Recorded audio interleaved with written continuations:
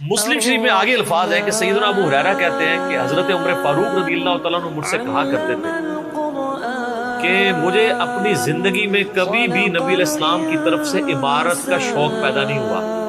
یعنی وہ کہتے تھے میری ایک زندگی میں جو عمارت والا معاملہ ہے میں اس سے دور ہی بھاگتا ہوں. آپ کو پتا ہے نا حضرت ابوبکر کا بھی جب یہ مشورہ شروع کیا تو حضرت عمر نے سب سے پہلے کہا کہ جی مجھے تو ہم معافی رکھیں, باقیوں میں سے کوئی مشورہ کر لے, میں جو بھی مسلمان راضی ہو جائیں گے. حضرت ابوبکر نے بھی سب سے مشورہ کیا, حضرت عمر سے نہیں کیا. اور سب سے مشورہ کیا کہ اس کو کر دوں, تو سب نے کہا ٹھیک ہے. جب اناؤنسمنٹ کی تو حضرت عمر نے کہا کہ بھی آپ نے مجھ سے مشورہ, ان کا مجھے پتا تھا تم نے تو ماننا ہی نہیں ہے, بس اب اس کو مسلمانوں کے مشورے کو قبول کرو. حضرت عمر کی ایک طبیعت میں ایک عاجزی والا معاملہ تھا, اور آپ دیکھ لیں کہ یہی عاجزی ہے جو ان کو ایمان کی طرف لے آئی. نبی علیہ السلام کی ترمذی میں دعا ہے نا, اے اللہ عمر ابن حشام اور عمر ابن خطاب میں سے ایک کو اسلام کی دولت. ابو جہل کو کیوں نہیں ملی؟ میں آپ کو ایک ہی فرق ایک ہی بندے کی زبانی بتا دوں. حضرت عبداللہ ابن مسعود کہتے ہیں, صحیح بخاری میں آتا ہے کہ جب اس مرنے کے قریب تھا, دو بچوں نے اس کو قتل کر کے نیچے گرایا, بھی اس کی رمت باقی تھی, تو میں اس کی جب گردن کاٹنے کے لیے اس کے سینے پہ چڑھا تو مجھے کہنے لگا کہ تم ایک یعنی کم ذات کے آدمی نے ایک بہت بڑی سواری کے اوپر سوار ہوا ہے اور میری گردن کو نیچے سے کاٹنا تاکہ سردار کی گردن نظر آئے. یہ اکڑ آخری وقت میں بھی نہیں جا رہی ہے. اور دوسری طرف آپ حضرت عمر فاروق رضی اللہ تعالیٰ کو دیکھیں کہ بلال حبشی کو کہہ رہے ہیں, صحیح بخاری میں حدیث ہے کہ ابو بکر ہمارے سید ہیں جنہوں نے ہمارے سید بلال کو آزاد کروایا. عرب کے بنو عدی کا سردار ایک حبشی کو, یہ آپ امیجن ہی نہیں کر سکتے آج کہ خاندانی وہاں پہ نظام, قریش تو اپنے برابر کسی کو سمجھتے نہیں تھے, سیدنا بلال کے. اور ایک دفعہ جب ابو جہل پٹائی کر رہا تھا عبداللہ ابن مسعود کی, دھکا مار کے چلا گیا. یہ سب کچھ عمر سیریز میں فلمایا گیا تھا. تو وہ اب وہ نیچے گرے پڑے ہوئے ہیں, حضرت عمر وہاں سے گزر رہے ہوتے ہیں, ابھی اسلام نہیں قبول کیا. تو وہ ہاتھ پکڑ کے اسے اٹھاتے ہیں. عبداللہ بن مسعود کی زبان سے نکل جاتا ہے کہ واللہ تم ان دونوں میں سے بہتر.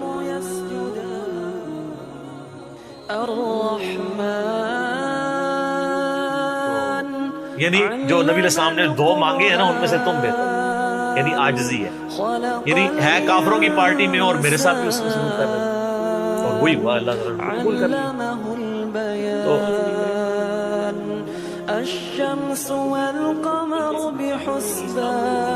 یہ بھی یہ دو علیحدہ حدیث ہیں, دو علیحدہ ترمذی میں دونوں روایتیں. اچھا اب آپ دیکھیں کہ سیدنا عمر فاروق رضی اللہ تعالیٰ عنہ کہتے ہیں, حضرت ابو ہریرہ کہتے ہیں مسلم شریف کی اس حدیث میں کہ حضرت عمر مجھے کہا کرتے تھے مجھے پوری زندگی کبھی عمارت کا شوق نہیں ہوا سوائے اس دن کہ جس دن علی کو جھنڈا ملا. مجھے بھی خواہش تھی کہ کاش نبی علیہ السلام مجھے بھی جھنڈا.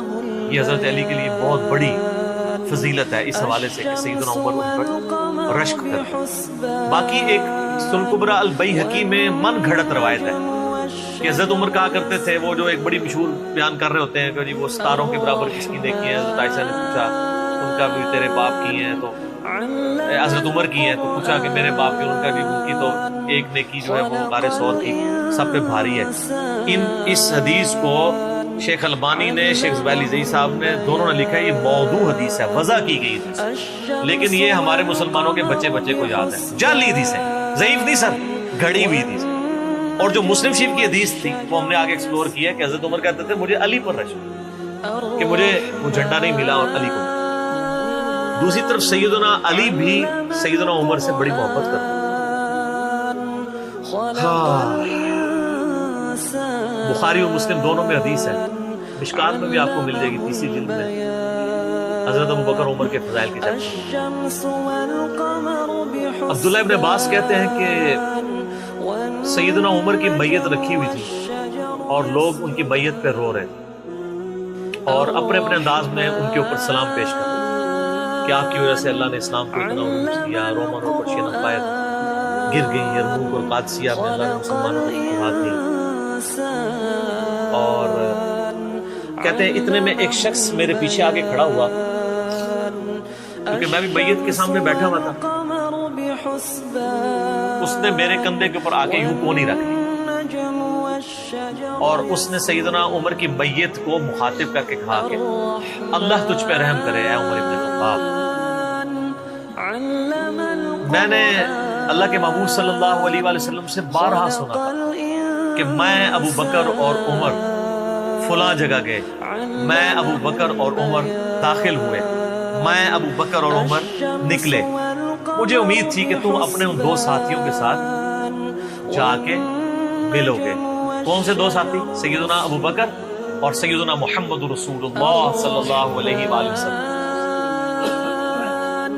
اور اللہ کی قسم اس روئے ارض پہ تم وہ شخص تھے کہ مجھے خواہش ہے کہ میں تمہارے اعمال کے ساتھ اللہ کے حضور پیش ہوں۔ ظاہر ہے اتنا بڑا عروج سر، انسانی تاریخ کا سب سے بڑا ریولوشن نبی علیہ السلام کا، اس کی ایپیکس سیدنا عمر کے دور میں ہوئی ہے، اور یہ اللہ کا معجزہ ہے۔ نبی علیہ السلام کی مبارک زندگی میں انقلاب آتا نا تو اس طرح کے تو بہت لیڈر پہلے بھی آئے تھے جنہوں نے اپنی زندگیوں میں انقلاب لے کے آئے تھے۔ یہ معجزہ یہ تھا کہ وہ شخص دنیا سے چلا گیا، ہزاروں اس کے ماننے والے مرتد ہو گئے عرب قبائل، اور چند مخلص ساتھی ساتھ ہیں، اس کے باوجود اللہ نے رومن اور پرشین امپائر الٹوا دیے۔ کتنا بڑا معجزہ ہے۔ اگر نبی علیہ السلام اپنی مبارک زندگی میں کر جاتے، وہ تو سکندر اعظم بھی کر گیا، بعد میں چنگیز خان نے بھی کیا، بڑے بڑے لیڈر آئے۔ یہ ڈفرنس، ایک یہ ڈفرنس، اور دوسرا ڈفرنس یہ کہ نبی علیہ السلام نے اپنی وفات کے بعد 10 سال بعد، 20 سال بعد، 30 سال بعد، 50 سال بعد، ایون 500 1000 سال بعد ہونے والے واقعات کو بھی بیان فرما دیا کہ یہ ہوگا۔ آج تو ہم تاریخ میں دیکھ سکتے ہیں کہ وہ سب کچھ ہوا ہے۔ اگر آپ کو شوق ہو تو دلائل النبوہ امام بیہقی کی کتاب ہے، 3500 حدیث پہ، 5ویں صدی ہجری میں لکھی گئی ہے۔ اس میں 500 سال میں جو نبی علیہ السلام کی پروفیسیز پوری ہوئی ہیں نا، منوان اسی طریقے سے موجود ہے۔ بخاری مسلم میں جو حدیثیں ہیں تاتاریوں سے جنگوں والی، وہ اس وقت تک نہیں ہوئی تھی، حدیثیں تو پہلے سے موجود تھی، آج تو ہم ان کو بھی درست مان رہے ہیں۔ ٹھیک ہے، نبی علیہ السلام نے پریڈکشن کی تھی کہ ان قریب کیسر روم ختم ہوگا، قیامت تک کوئی کیسر نہیں ہوگا، بخاری مسلم کی حدیث ہے، اور دیکھ لیں قیامت تک کوئی کیسر نہیں ہوا۔ ان قریب پرشین امپائر ختم ہوگی اور قیامت تک کوئی کسرا نہیں ہوگا۔ آج دیکھ لیں 1400 سال ہو گئے ہیں سر۔ یہ اسی طریقے سے ہے کہ میں کہوں کہ ان قریب امریکہ اور رشیا ختم ہو جائیں گے ود ان فیو ایئرس، اور قیامت تک کبھی ان کو پاورز نہیں ملیں گی جو کہ ابھی پاور ہیں اور جن کی صدیوں سے چل رہی ہے، اور وہ پھر پاور بھی ان لوگوں کے ہاتھوں ہوئی ہے کہ جن کے پاس اسلحہ بھی نہیں تھا ان کے سے لڑنے کے لیے، مین پاور بھی نہیں تھی ان کے لیول کی، الٹوا دی اللہ تعالیٰ۔ تو سیدنا علی نے کہا کہ یعنی ابن عباس کہتے ہیں کہ حضرت عمر فاروق رضی اللہ تعالیٰ عنہ کی میت پہ یعنی یہ کلام وہ جو شخص میرے یعنی کندھے پہ اونی رکھ کے کر رہا تھا نا، تو میں نے جب اس کو مڑ کے دیکھا تو وہ علی بن ابی طالب جو سیدنا عمر کے بارے میں یہ کلمات کہتے ہیں۔ یعنی ان لوگوں کی للہ یہ تھی کہ وہ تعریف کیا کرتے تھے، کوئی آر محسوس نہیں کیا کرتے۔ اور آپ دیکھیں سیدنا عمر کی بھی کتنی محبت تھی سیدنا علی سے کہ جب کبھی بھی فارن ٹور پہ جاتے تھے اپنی جگہ حضرت علی کو خلیفہ بنا کے جاتے تھے، کیونکہ نبی علیہ السلام جب تبوک پہ گئے تھے تو سیدنا علی کو چھوڑ کے گئے تھے۔ بخاری مسلم میں آتا ہے حضرت علی رو پڑے، پہلا اور آخری موقع تھا کہ جنگ میں نہیں گئے تھے، فرمایا تم اس پر راضی نہیں ہو، تمہاری میرے ساتھ وہی نسبت ہے جو ہارون کی موسیٰ کے ساتھ، مگر میرے بعد کوئی نبی نہیں۔ تو حضرت عمر اس سنت میں عمل کرتے تھے، جب بھی وہ جاتے تھے، جب بیت المقدس فتح ہوا چابیوں کے لیے انہوں نے بلایا، سیدنا علی کو اپنی جگہ چھوڑ کے گئے، اس سنت پہ عمل کیا کرتے۔ اور یہ بات شیعہ کے ہاں بھی ملتی۔ میری ایک شیعہ عالم کے ساتھ ایک دفعہ بحث ہوئی 2011-12 کی بات، تو مجھے کہنے لگے کہ حضرت عمر جو ہے نا حضرت علی کو خلیفہ بنانے میں مخلص نہیں تھے، اسی لیے انہوں نے 6 رکنی کمیٹی بنائی، ان کو چاہیے تھا ڈائریکٹ حضرت عمر حضرت علی کو نامزد کرتے۔ میں نے کہا اس کے پیچھے ریزن کیا ہے، وہ تو حضرت عمر نے خود بتائی ہے، بخاری مسلم دونوں میں حدیث ہے۔ ابن عمر کہتے ہیں جب حضرت عمر کو زخم لگا اور اب ہمیں یقین ہو گیا کہ وہ جانور نہیں ہوں گے، کھاتے تھے تو انتڑیاں کٹ چکی تھی، یہیں سے وہ سب کچھ نکل جاتا تھا، تو ہم نے عرض کیا کہ اپنا خلیفہ کسی کو نامزد کریں۔ تو انہوں نے کہا اگر میں اپنا خلیفہ کسی کو نامزد کرتا ہوں تو میں اس کی سنت پہ عمل کرتا ہوں جو مجھ سے بہتر ہے، ابو بکر، اور اگر میں نہیں کرتا تو میں اس کی سنت پہ عمل کروں گا جو ان سے بھی بہتر ہے، یعنی رسول اللہ صلی اللہ علیہ وسلم۔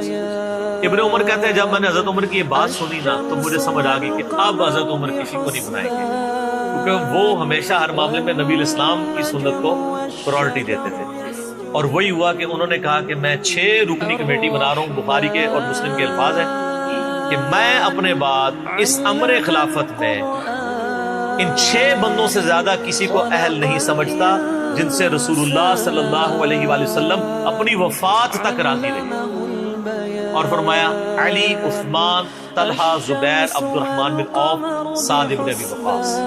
اچھا، یہ کون ہے؟ عشرہ مبشرہ ہیں۔ عشرہ مبشرہ میں سے یہ 6 بندے باقی تھے، اور ایک 7واں بھی تھا، اس کا نام اس نے لیا کہ ان کا بہنوئی تھا، سعید ابن زید۔ وہ تو معاویہ کے دور میں جا کے فوت ہوئے نا، سعید ابن زید تو بہت بعد میں فوت ہوئے۔ اور اسی بخاری میں الفاظ ہیں کہ عبداللہ بن عمر کو مشورے میں ضرور شامل کرنا، لیکن اس کو کوئی خلیفہ نہ چنے، اور کہا کہ سعد ابن ابی وقاص پہ اگر تم متفق ہو جاؤ تو اسے خلیفہ چن لینا، اور میری اس بات کو دلیل نہ بنانا کہ میں نے اسے معزول کیا تھا پرشین امپائر کی گورنری سے، کہیں ایسا نہ ہو کہ تم اس پہ متفق اور کہو کہ اس کو تو عمر نے اتارا ہوا تھا، این ادھر رہنے دو، اس 62 لگ گئی ہے۔ یہ 62 ہے، جعلی چیز ہے، اسلام میں کوئی 62 نہیں ہے۔ اسلام میں یہ نہیں ہے کہ آپ کو مطلب موت کے غرغرے تک توبہ قبول ہے، آپ یہ ایک بندے کے ساتھ معاملہ ہو جاتا ہے اور وہ توبہ طائب ہو جاتا ہے تو بس ٹھیک ہے، وہ تا حیات میں اہل کوئی نہیں ہوتا۔ اسلام میں کوئی تا حیات نہیں ہے۔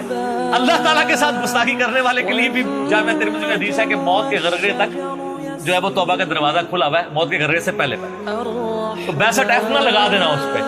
وہ ایک معاملہ تھا، وہ حضرت عمر کسی کو 4 سال سے زیادہ گورنر رہنے نہیں دیتے تھے، انہوں نے ان کو ہٹا دیا۔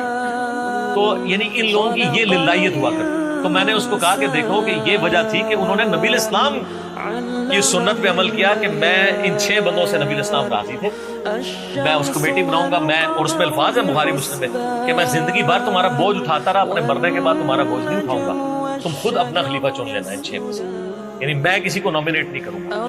دوسرا، میں نے اس شیعہ عالم سے یہ بات کی کہ حضرت عمر اتنے بڑے رسک کے اوپر تھے کہ جس نے پوری دنیا کو الٹ دیا ہے، اور وہ چند بندے لے کے رومن اور پرشین امپائر کا وزٹ کر رہا ہے، کوئی بھی قافلہ ان پہ حملہ کر کے ان کو شہید کر سکتا، اور اگر خدا نہ خواستہ اس دوران کو شہید ہو جاتے تو حضرت علی آٹومیٹکلی خلیفہ ہوتے، کیونکہ ان کو چھوڑ کے گئے ہوئے تھے۔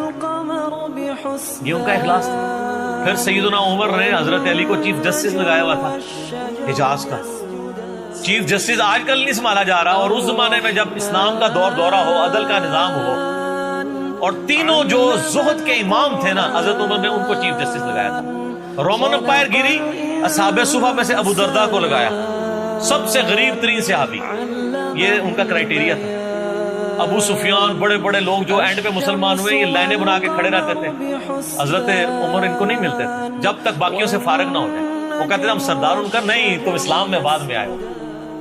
اور وہ مہاجرین کے وظیفے اور اصحاب بدر کے وظیفے انہوں نے باقیوں سے ڈبل لگائے ہوئے کہ انہوں نے برے وقت میں اسلام کا ساتھ۔ اور پرشین امپائر گری، عبداللہ ابن مسعود، زہد ترین صحابی، زہد کے امام، ان کو وہاں پہ چیف جسٹس لگایا، اور حجاز کے اندر سیدنا علی کو، اور اس سے بھی بڑھ کے سیدنا علی بن ابی طالب کی ایک بیٹی ہے ام کلثوم، سیدہ فاطمہ سے ان کا رشتہ مانگا سیدنا کہ میرا اہل بیت رسول کے ساتھ رشتہ مانگا۔ صحیح بخاری میں بھی اس کا ذکر اشارتاً موجود ہے ام کلثوم کا۔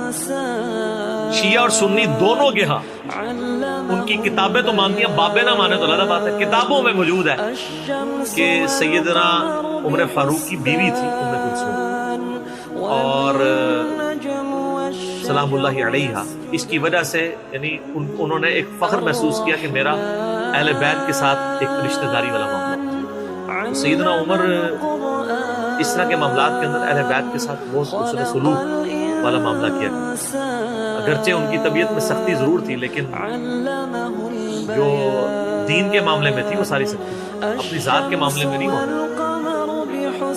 صحیح مسلم میں ایک حدیث ہے، اسی پہ میں کنکلوڈ کرتا ہوں کہ سیدنا عمر نے ایک خواب دیکھا کہ مجھے ایک مرغے نے خواب میں ٹھونگے ماری۔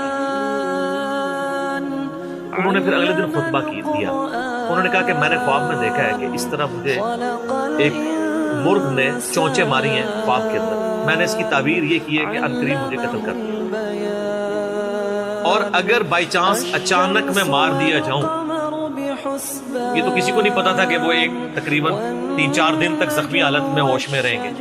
اچانک بھی تو مر سکتے تھے اگر گردن اتر جاتی. اگر میں اچانک مار دیا جاؤں تو تم اس امر خلافت کو ان 6 بندوں سے باہر نہ جانے دینا. صحیح مسلم میں ان 6 بندوں کے نام نہیں ہیں، لیکن بخاری میں وہ نام بھی ہے. سیدنا علی، عثمان، طلحہ، زبیر، عبد الرحمن بن عوف اور سعد بن ابی وقاص. اور انہوں نے کنسنسس کے ساتھ بعد میں سیدنا علی اور عثمان ہی بچ گئے تھے. ان میں ٹائی پڑ گئی تھی تو الٹیمیٹلی پھر حضرت عثمان کو چن لیا. تو اگر میں اچانک مار دیا جاؤں تو ان 6 بندوں سے باہر کسی کو خلیفہ نہ چننا. اور مجھے پتا ہے کہ جب تم ان 6 بندوں میں سے کسی کو خلیفہ چنو گے تو کچھ لوگ تمہاری مخالفت کریں گے، اور یہ وہی لوگ ہیں جن کو میں نے اسلام کی خاطر اپنے ہاتھوں سے مارا ہوا ہے. یعنی وہ لوگ جو بالکل اینڈ پہ مسلمان ہوئے ہیں، جن سے ہم نے غزوہ بدر، خندق، احد لڑی ہوئی ہے. اب یہ اینڈ پہ مسلمان ہوئے ہیں، چونکہ وہاں پہ بھی انہوں نے حکمرانی دیکھی ہوئی ہے، تو یہاں پہ بھی ان کی خواہش یہ ہوگی کہ ان میں سے کسی کو خلیفہ چنا جائے. تو جب تم دیکھو کہ ایسے لوگ اس خلافت کے دشمن ہیں، ان 6 میں سے کسی بندے کی خلافت کی مخالفت کر رہے ہیں، تو تم سمجھ لینا کہ یہ لوگ اللہ کے دشمن، اور دوسرے الفاظ تو بڑے سخت ہیں، کافر ہیں. اب اس کی انجینئرنگ میں نہیں کرتا، وہ پھر کسی اور طرف بات چلی جائے گی. آپ میرا ریسرچ پیپر واقعہ کربلا کا حقیقی پس منظر 72 صحیح الاسناد احادیث کی روشنی میں، جس میں میں نے 200 روایتیں اکثر بخاری مسلم سے پیش کی ہیں، اس کے سٹارٹ میں نے حدیث لکھ کے پھر لکھا ہے کہ اب آئندہ صفحات میں آپ کو پتہ چلے گا کہ سیدنا عمر اسلام کا دشمن کن لوگوں کو سمجھتے تھے. اور یہی الفاظ صحیح بخاری میں عبداللہ بن عمر نے بھی استعمال کیے تھے. کس کے بارے میں کیے تھے وہ ہمارا ریسرچ. ٹھیک ہے.